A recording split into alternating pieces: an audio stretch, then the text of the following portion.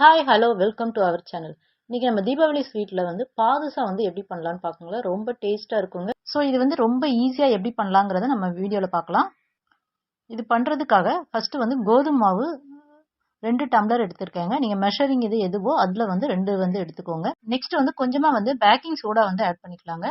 இப்போ நம்ம இதில் எடுத்துக்கிட்ட கோதுமை மாவு நல்லா சலிச்ச மாவுங்க. நம்ம சலிச்சு செய்கிறதா பெட்டர்னால சலிச்சு எடுத்திருக்கேன். நம்ம எதில் மாவு எடுத்திருக்கோமோ அதில் ஒரு 1/4 பங்கு நெய் உருக்கி வச்சிருக்கேங்க. அதை எடுத்துக்கலாங்க.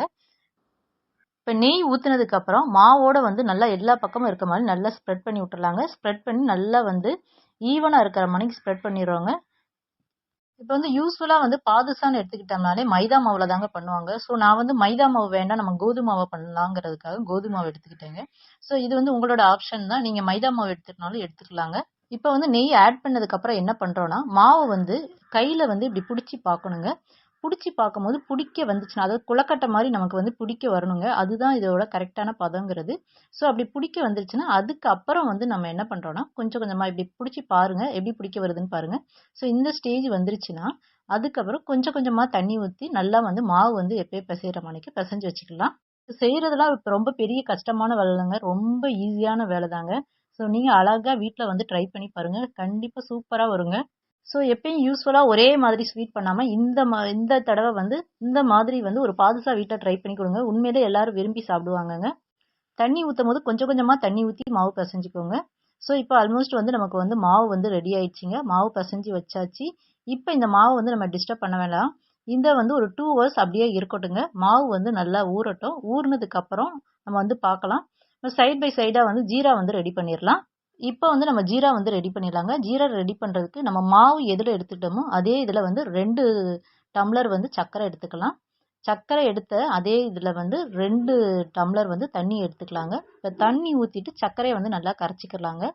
கரைச்சதுக்கு அப்புறம் அதை நம்ம அடுப்பில் வைக்கலாம். அடுப்பில் வச்சுட்டு நல்லா கிளறிக்கிட்டே இருக்கலாம். இப்போ அடுப்பில் நம்ம வச்சதுக்கு அப்புறம் நல்லா தண்ணி கொதிக்குங்க. நல்லா கொதிக்கட்டும்.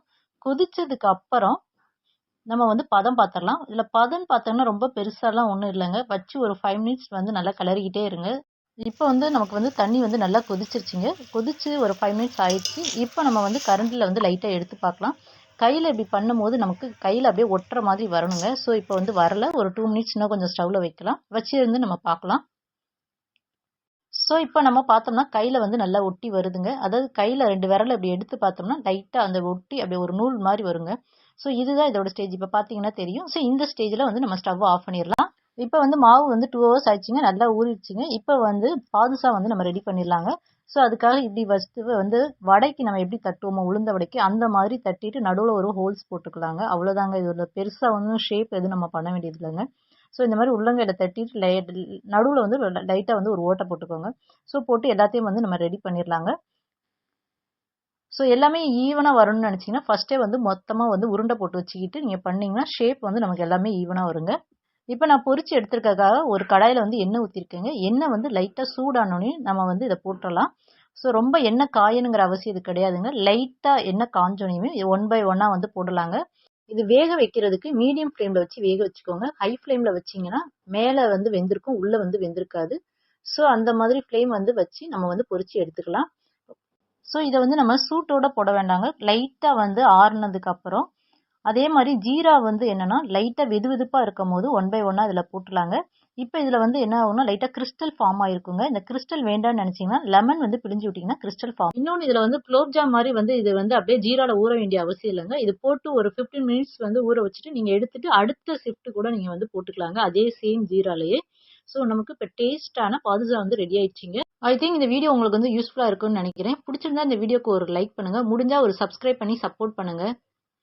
Thank you so much.